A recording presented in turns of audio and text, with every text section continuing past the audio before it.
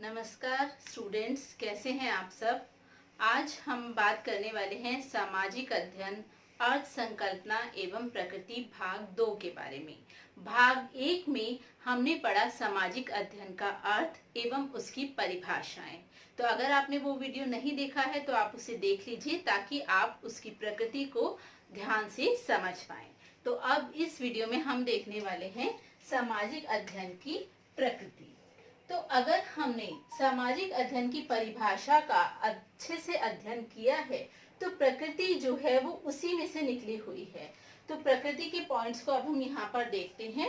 मैं आपको points explain करूंगी, आप एग्जाम्स में इसे इसी तरह लिखेंगे और साथ में इसकी विस्तृत व्याख्या जो मैं आपको अब बताने वाली हूँ वो इन पॉइंट्स के आगे आप लिखेंगे। तो सामाजिक अध्ययन शिक्षण की प्रकृति के बारे में हम यहाँ पर देखते हैं।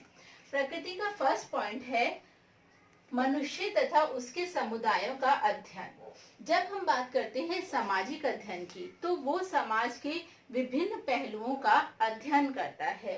वह मनुष्य के समुदाय, जिस समुदाय में वो रह रहा है उसकी अलग अलग इकाइयां जैसे परिवार, समाज, विद्यालय, विश्वविद्यालय या अन्य अनेक जो इकाइयां हैं उन सभी के बारे में विस्तृत अध्ययन करता है। नंबर 2 पॉइंट अगर हम देखें तो मानव समाज और सभ्यता के प्रति संबंधों का अध्ययन।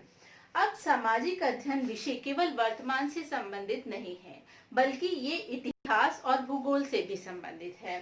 तो मानव समाज का विकास किस प्रकार हुआ, किस किस सभ्यता में मानव पहले रहा और वो बाद में किन किन सभ्यताओं में विकसित होता चला गया, उन सभी के संबंधों का, आपसी संबंधों का अध्ययन हम सामाजिक अध्ययन विषय में करते हैं। नंबर 3 पॉइंट अगर हम देखें, समाज के प्रति मानव के दायित्वों का बोध। तो सामाजिक अध्ययन जो विषय है ये मानव के प्रति, मानव के समाज के प्रति दायित्वों का बोध कराता है।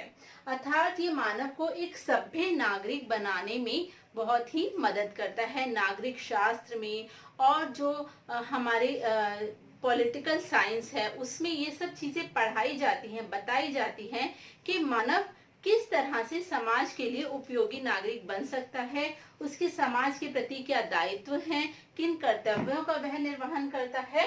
तो ये सब समाज के प्रति मानव के दायित्वों का बोध हम सामाजिक अध्ययन के अंतर्गत करते हैं।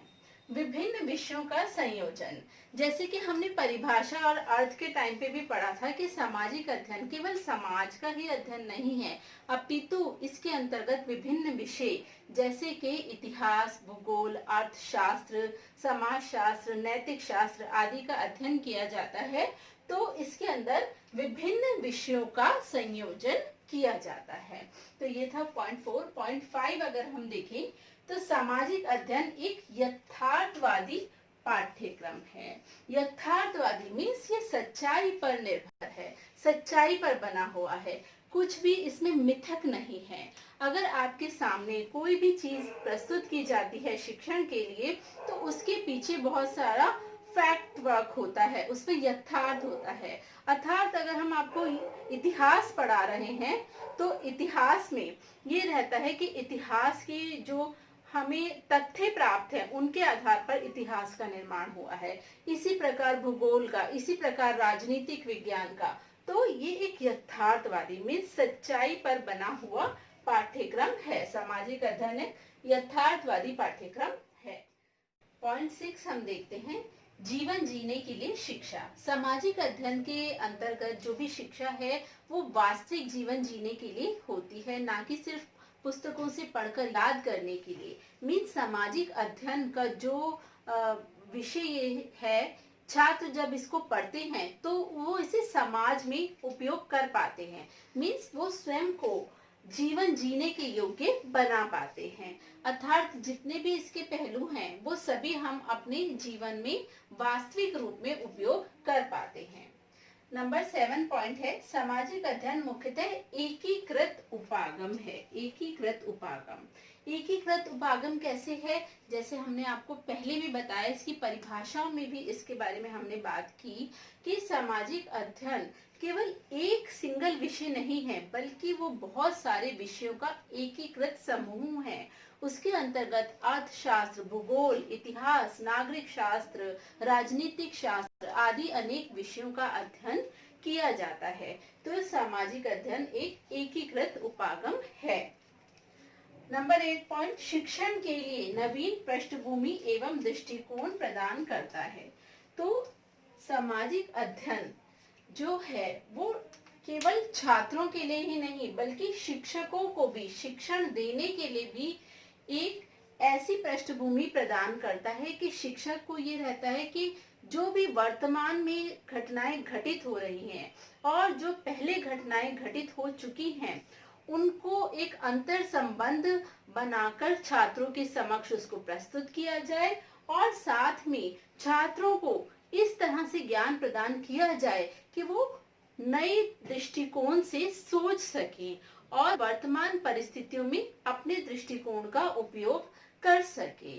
तो जो सामाजिक अध्ययन विषय है वो शिक्षण के लिए नवीन पृष्ठभूमि छात्रों के समक्ष प्रस्तुत करता है, साथ ही छात्रों को नवीन दृष्टिकोण भी प्रदान करता है ताकि वो वैज्ञानिक रूप से, लॉजिकल तथ्यात्मक रूप से वो सोच सके और अपने विचारों को उसी तरह से प्रस्तुत कर सके।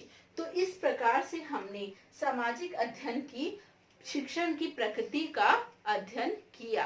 आप ये जो प्रकृति है इसमें अनेक और पॉइंट्स को जोड़ सकते हैं। अगर आप इसकी जो परिभाषा है, इसका जो अर्थ है उसको ध्यान से समझ लेंगे तो उसमें से ही आप प्रकृति भी निकाल सकते हैं, उसमें से ही आप इसकी विशेषताएं भी निकाल सकते हैं। तो आशा करती हूँ आपको ये वीडियो पसंद आया होगा। अगर आपको ये वीडियो अच्छा लगे तो इसे लाइक शेयर करें और चैनल को सब्सक्राइब करें। Thank you so much, students.